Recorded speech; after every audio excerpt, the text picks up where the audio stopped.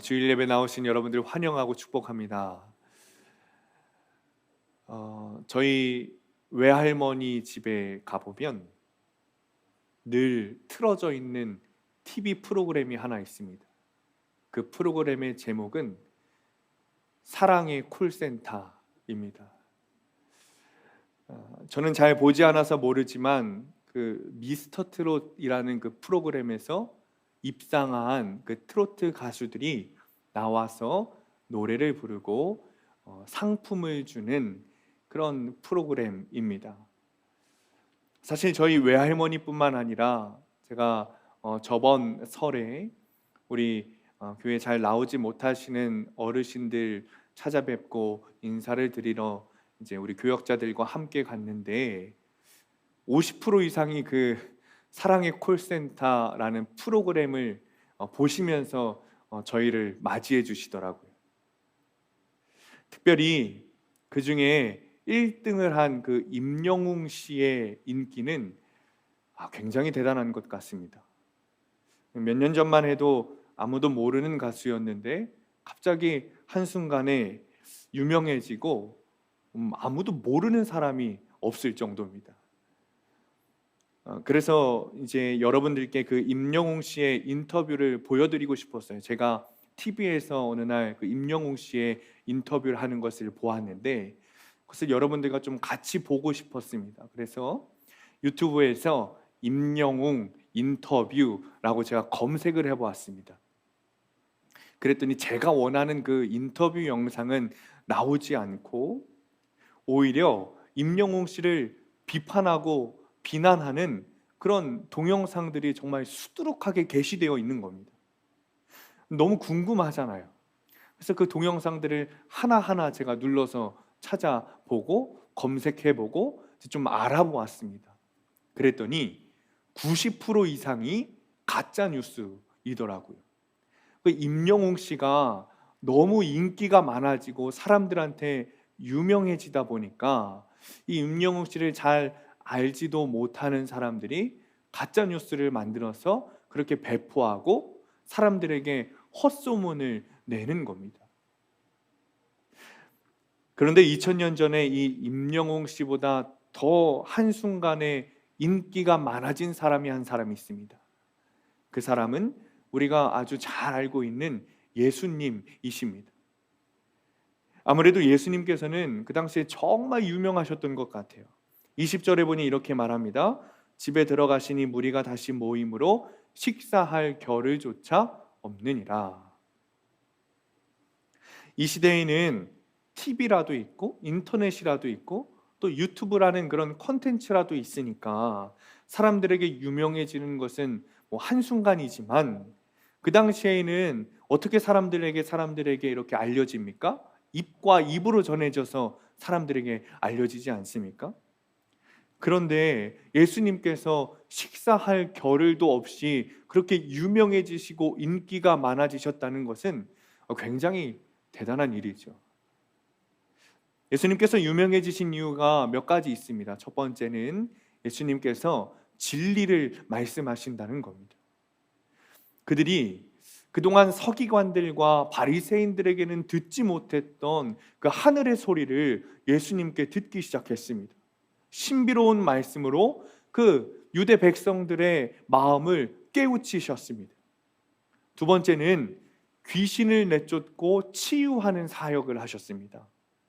다른 사람들은 고치지 못하는 사람들을 고치셨어요. 그것도 막 어렵게 고치시는 것이 아니라 예수님께서 그냥 귀신아 나가라, 앉은 자야 일어나라 라고 말씀만 하시면 막 귀신이 나가고 사람들이 병에서 낫는 겁니다. 그러니 이 사람들에게 얼마나 유명해지고 인기가 여러분 많아지셨겠습니까? 예수님의 사역은 우리가 알다시피 굉장한 성공을 거두고 계셨습니다. 그러니 사람들이 예수님을 쫓아다니고 예수님께서는 식사하실 시간조차 없으셨던 거예요. 정말 말 맞따라 눈코 틀 새 없으셨습니다. 어느 정도였냐면 20절에서 예수님께서 어떤 집에 들어갔다라고 말하는데 이 마가복음에서 그 집이라는 것이 의미하는 건 뭐냐면, 예수님께서 제자들과 외부인을 좀 구별해서 제자들을 따로 좀 가르치시려고 은밀하게 모이는 장소를 마가복음에서는 집이라고 표현하는데, 이 사람들이 예수님을 그곳까지 찾아와서 찾아내서 예수님께 말씀을 들으려고 했다는 것이죠. 그런데 문제는, 그냥 이렇게 인기가 많으시고 또 유명해지신 것으로 끝나면 참 좋을 텐데, 유명인들에게는 늘 파파라치라는 것이 붙어 있듯이 예수님께도 비판하고 비난하는 사람들이 생겨나기 시작했습니다. 그 갈등에 대해서 이야기하는 것이 오늘 본문의 내용입니다. 오늘 본문에서는 예수님과 서기관들 사이에 일어난 갈등을 말하고 있습니다. 갈등의 원인은 본문의 앞장인 2장부터 3장 초반부에 잘 담겨져 있습니다. 먼저 주님과 제자들이 안식일 규정을 여겼다는 것에서 초래했습니다. 얼마나 대단한 잘못을 했길래 그럴까 싶었더니, 그냥 안식일에 제자들이 이 이삭을 조금 잘랐다라는 이유로, 즉 추수 행위를 행했다라는 이유로 이 서기관들이 예수님을 비난하고 비판하는 겁니다. 그런데 더 어이가 없는 일이 있습니다. 무슨 일인지 아십니까? 21절에 보니까 예수님의 가족들이 예수님이 미쳤다는 소식을 듣고 붙잡으러 왔다는 것. 아무래도 이런 일이 있었던 것 같습니다. 어느 날 예수님의 가족들에게 이 예수님에 대한 소문이 들린 거예요. 아마도 여기서 이 가족들이란 어머니와 형제들, 동생들을 의미하는 것입니다. 그들에게 예수가 바알세불, 즉 귀신의 왕에게 사로잡혔다는 소문이 들렸습니다. 그러니까 이 가족들이 얼마나 깜짝 놀랍니까? 이 본문에서 사용된 잡는다라는 단어의 헬라어는 크라테오라는 헬라어인데, 이것은 그냥 단순히 잡다라는 것이 아니라 강제로 잡아서 끌어내린다라는 뜻을 가지고 있습니다. 정말 예수님의 가족들은 예수님이 미쳤다고 생각하여서 강제로 붙들어서 자신들의 집에 앉히기 위해서 예수님을 찾으러 간 겁니다. 본문의 저자인 마가는 예수님에 대한 이런 헛소문을 퍼뜨린 사람들이 서기관들이다 라고 말을 합니다. 왜 그런 소문을 냈을까요? 예수님께서 귀신을 쫓아내는 일들을 하시고 또 병든 것을 고친 것 때문이죠. 그들이 이런 터무니없는 모함을 한 이유는 예수님께서 행하시는 그 하나님 나라의 사역들과 자신들이 주도하고 가르치는 신앙이 너무나도 달랐기 때문이에요. 그리고 자신들에게 예수님이 큰 위협이 되겠다라고 생각했기 때문입니다. 자신들에게는 없는 하나님의 일들이 예수님이 하시면 다 되는 겁니다. 하나님의 아들이 아니시고는 하실 수 없는 일들이 예수님께서 가시는 곳곳마다 다 이루어지는 거예요. 그러니 어떤 일들이 벌어지겠습니까? 사람들이 열광하죠. 그리고 예수님께서 하늘에 속하신 분이라는 것이 드러나면 드러날수록 자신들은 거짓되고 가식적이고 위선적이고 또 하나님 나라의 백성이 아니라 그저 그냥 종교인이라는 것이 낱낱이 드러날 수밖에 없는 거죠. 그러니 그 서기관들이 예수님을 무너뜨리는 일을 할 수밖에 없었던 거예요. 다른 방법이 없었습니다. 아마도 이 사람들은 그런 일들을 잘하는 사람들이었던 것 같습니다. 그래서 사람을 무너뜨리고 망가뜨리는 일에 첫 번째로 무엇을 해야 하는지 잘 알았습니다. 그 일은 헛소문을 내는 일이었어요. 그들은 바로 실행해서 예수님에 대한 헛소문을 사람들에게 막 퍼뜨리기 시작합니다. 우리도 너무 잘 알고 있는 바죠. 누군가 싫어지고 누군가를 무너뜨리려고 할 때 처음 시작은 그냥 없는 말을 지어내서 사람들에게 말하고 헛소문을 퍼뜨리는 일로 시작합니다. 그리고 나에 대한 그런 헛소문들이 들릴 때 우리의 멘탈이 흔들리게 되어 있습니다. 그리고 그 소문을 내는 사람의 신분, 지위가 높거나 혹은 소문의 주체가 되는 사람과 가깝다고 생각되는 사람들이 그런 소문을 말할 때면 소문을 듣는 사람들은 더 이렇게 막 흔들리게 되어 있습니다. 당시 서기관들은 오늘날로 치면 신학대학교의 교수들입니다.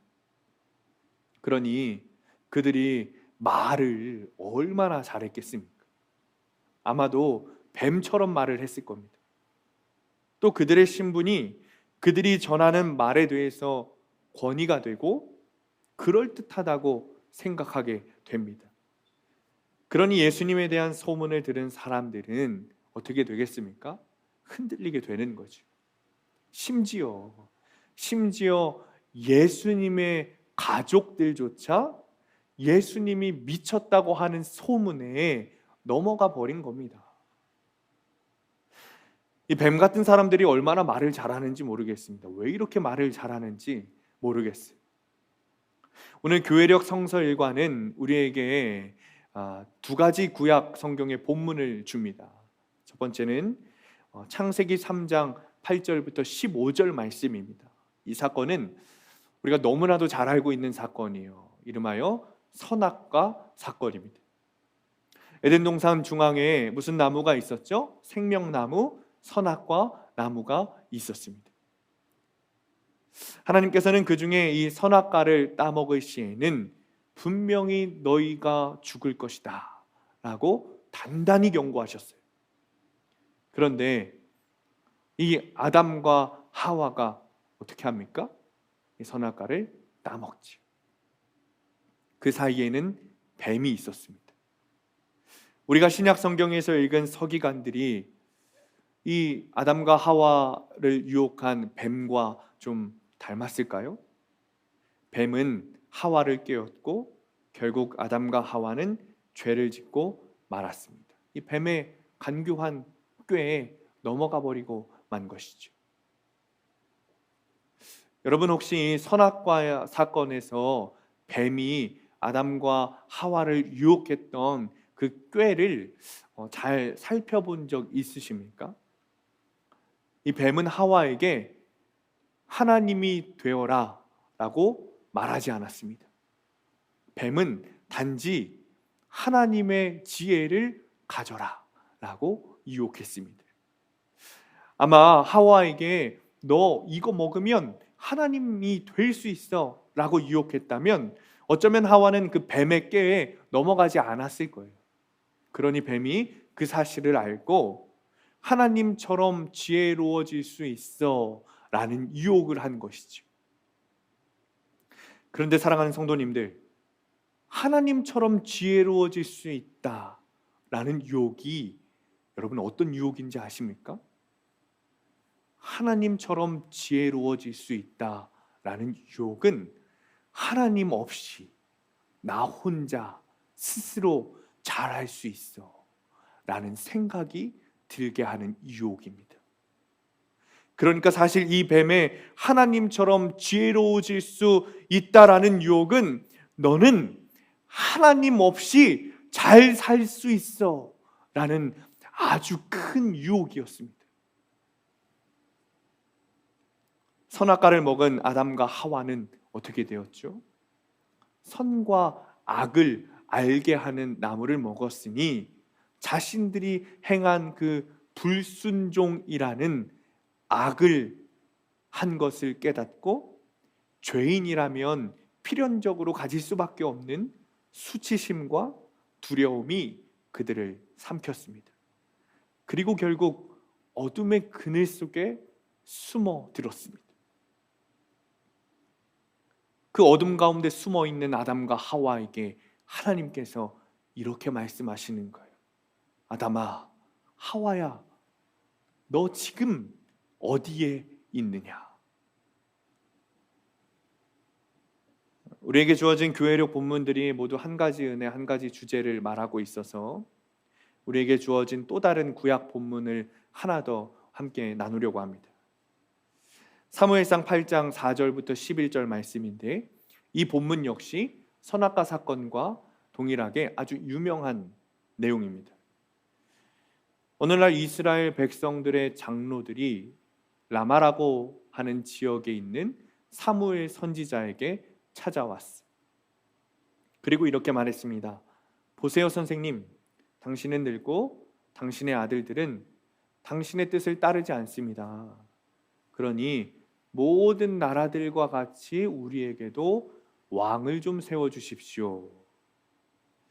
사무엘에게 찾아온 이스라엘 백성들이 우리에게 왕이 필요합니다 라고 말하고 있는 거예요.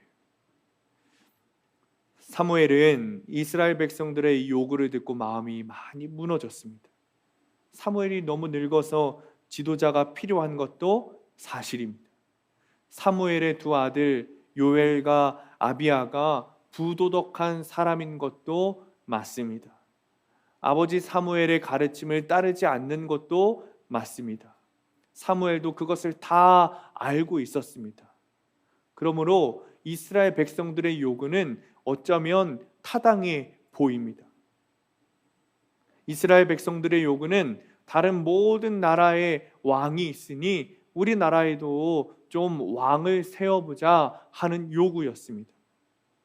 그러나 이스라엘은 우리가 알다시피 하나님께서 구원하신 신앙 공동체입니다. 하나님께서는 그들을 인도하시고 구원하시기에 충분한 분이십니다. 하나님보다 완벽하신 왕은 없습니다. 더군다나 여러분, 이스라엘은 하나님께서 선택하신 민족, 선택하신 나라였습니다. 하나님의 나라였죠.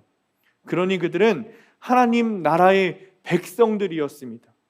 하나님 나라는 하나님이 왕이 되셔야 합니다.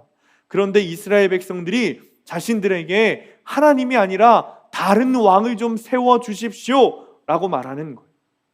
이 모습을 보신 하나님께서 사무엘에게 이렇게 말씀하십니다. 사무엘상 8장 7절에 여호와께서 사무엘에게 이르시되 그들이 너를 버린 것이 아니라 나를 버려서 자기들의 왕이 되지 못하게 함이니라. 하나님 나라의 백성들이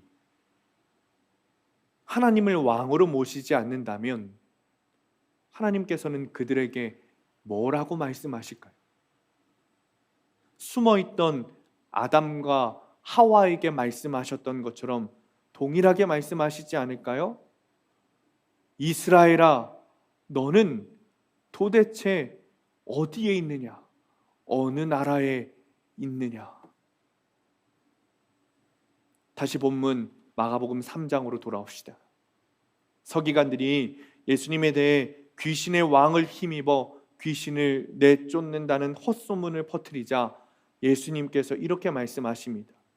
23절부터 말씀하시기를 사탄이 어찌 사탄을 쫓아낼 수 있느냐? 만일 집이 스스로 분쟁하면 그 집이 설 수 없고, 또 만일 나라가 스스로 분쟁하면 그 나라가 설 수 없고, 만일 사탄이 자기를 거슬러 일어나 분쟁하면 설 수 없고 망하느니라. 나라라는 것이 스스로 분쟁하면 무너질 수밖에 없는데 사탄의 나라도 동일하다는 거예요. 그러니 사탄으로 사탄을 이기면 사탄의 나라가 무너질 텐데 지금 그러겠냐는 거죠. 또 그리고 사탄의 유혹과 사탄의 기세가 여전히 이렇게 등등한데 예수 그리스도께서 바알세불, 즉 귀신의 왕의 힘을 입어서 사탄을 내쫓는다는 것은 말이 안 된다는 거죠. 그리고 27절에서 다시 비유로 예수님께서 말씀하십니다. 사람이 먼저 강한 자를 결박하지 않고는 그 강한 자의 집에 들어가 세간을 강탈하지 못하리니 결박한 후에야 그 집을 강탈하리라. 조금 말이 어려우니까 세번역 성경으로 제가 다시 읽어드릴게요. 먼저 힘센 사람을 묶어놓지 않고서는 아무도 그 사람의 집에 들어갈 수 없습니다. 그리고 그 집의 세간을 털어갈 수 없습니다.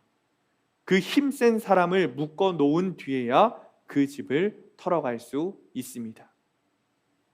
즉 예수님께서 뭘 말씀하고 계신 거냐면, 지금 자신이 하고 있는 것은 사탄이라는 그 동일한 세력과의 싸움이 아니라 사탄의 나라와 근원적으로 다른 사탄의 나라와 하나님 나라와의 싸움이라고 예수님께서 말씀하고 있는 거예요.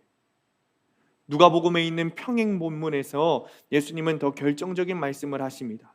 누가복음 11장 20절에 그러나 내가 만일 하나님의 손을 힘입어 귀신을 쫓아낸다면 하나님의 나라가 이미 너희에게 임하였느니라. 예수님께서는 아담과 하와에게 말씀하셨던 것처럼 사무엘에게 왕을 세워달라고 찾아온 이스라엘 백성들에게 말씀하셨던 것처럼 오늘 이 서기관들에게도 동일하게 말씀하시는 겁니다. 사탄의 나라 그리고 하나님의 나라가 여기에 있는데 너는 도대체 어디에 서 있느냐? 그때 예수님을 찾아온 어머니와 그의 동생들이 사람을 보내서 예수님을 좀 부릅니다. 예수야, 좀 밖으로 나와라 라고 부른 거죠. 내가 너를 만나러 왔으니 좀 나오라는 것이죠. 그 가족들의 부탁을 받고 예수님을 부르러 온 사람들이 예수님께 이렇게 말합니다. 보세요 선생님, 선생님의 어머니와 동생들이 그리고 누이들이 바깥에서 선생님을 찾고 있습니다. 그러자 예수님께서 이렇게 말씀하십니다.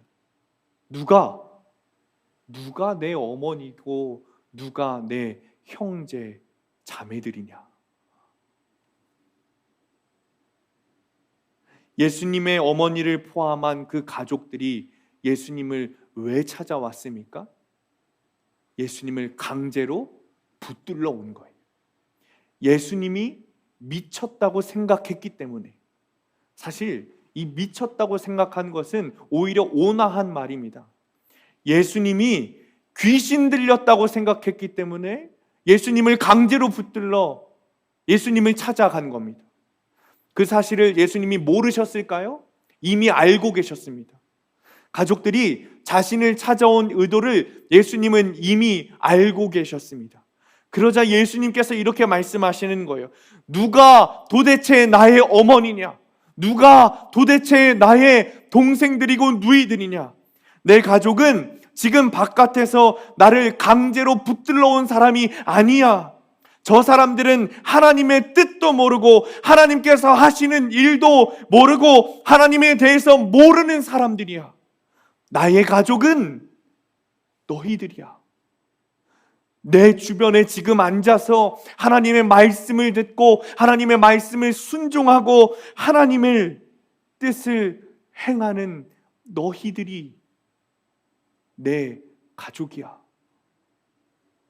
너희들이야말로 하나님 나라에 속한 하나님의 백성들이야. 사랑하는 성도님들, 하나님께서 지금 여러분에게 이렇게 물어보고 계십니다. 너 도대체 지금 어디에 있느냐? 네가 밟고 서 있는 땅이 사탄의 나라냐? 나 하나님의 나라냐?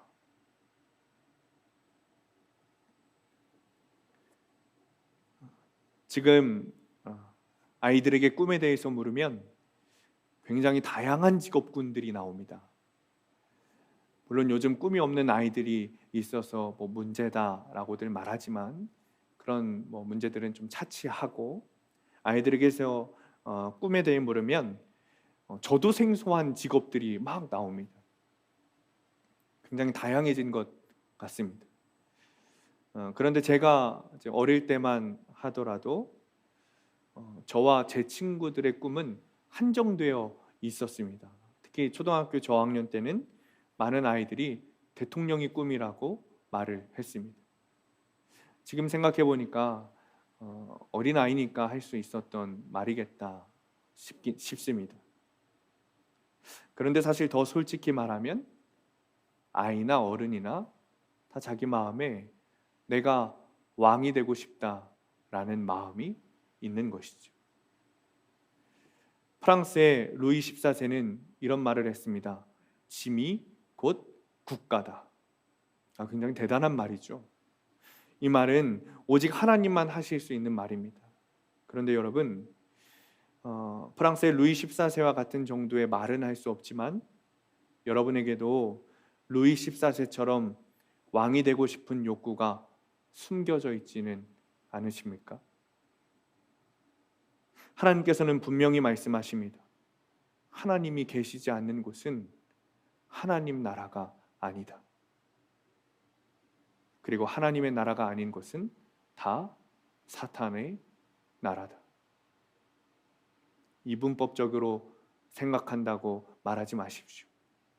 웨슬리 목사님이 이렇게 말했어요.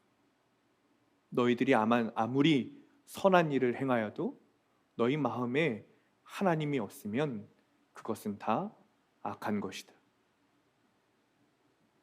아담과 하와의 마음에 이미 하나님 없이 내가 잘 할 수 있다라는 생각과 마음이 든 순간 그들이 쫓겨나기 전 그들 발이 닿아 있던 땅이 아무리 에덴 동산이라고 할지라도 그들은 하나님 나라에 거하는 것이 아닙니다.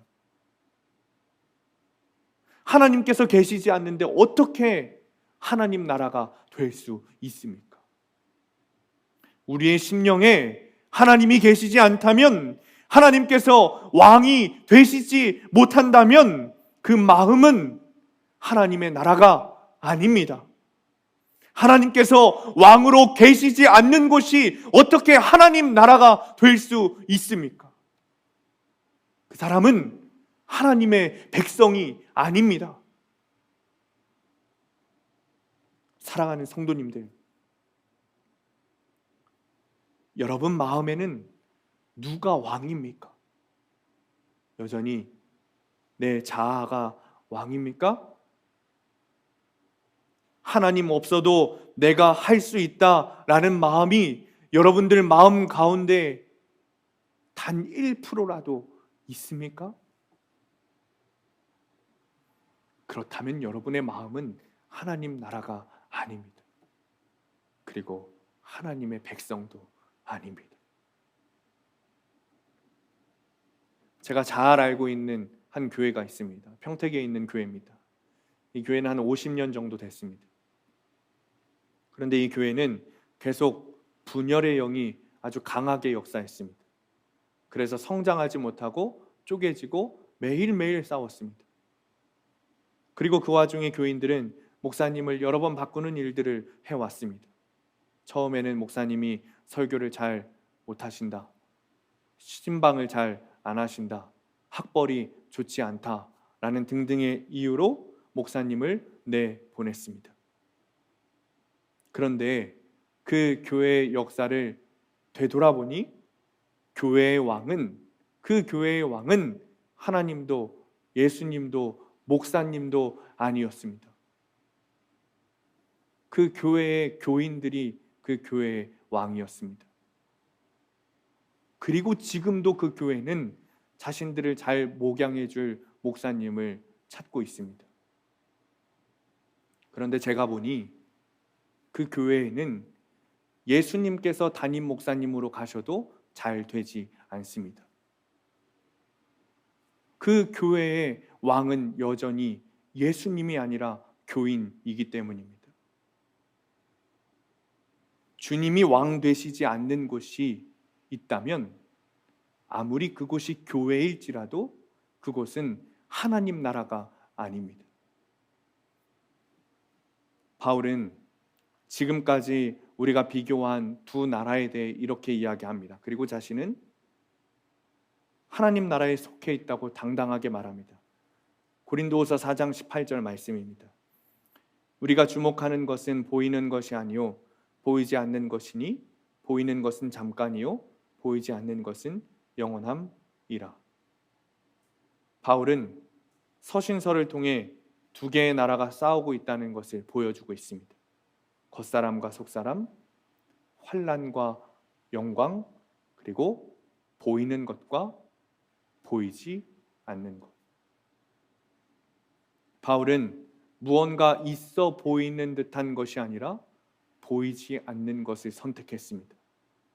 실제로 본질은 보이지 않는 것에 있다는 것을 바울은 믿었기 때문입니다.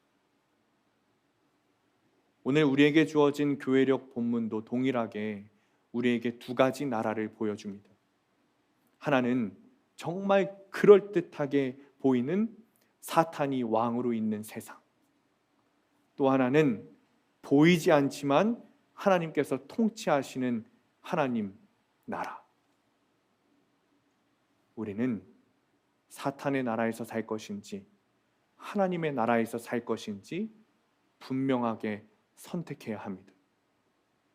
사랑하는 성도님들, 여러분들이 속한 나라는 어떤 나라입니까? 하나님 나라가 맞습니까? 여러분, 우리 교회가 속한 나라는 어디입니까? 하나님 나라가 맞습니까? 주님이 계신 곳이 하나님 나라입니다. 더 정확하게 이야기하면 주님께서 왕 되시는 나라가 하나님 나라입니다. 여러분 마음 가운데 주님을 왕으로 모시기 바랍니다. 우리 교회 가운데 하나님을 왕으로 모시기 바랍니다. 우리 주님께서 우리 각자의 왕이시고 우리 교회의 왕이라는 것이 믿어지시기 바랍니다. 그래서 여러분의 입술의 고백 가운데 내가 서 있는 곳은 하나님 나라, 나는 하나님 나라의 백성이라는 고백이 넘쳐 흘러나시기를 간절히 축원합니다. 기도하겠습니다.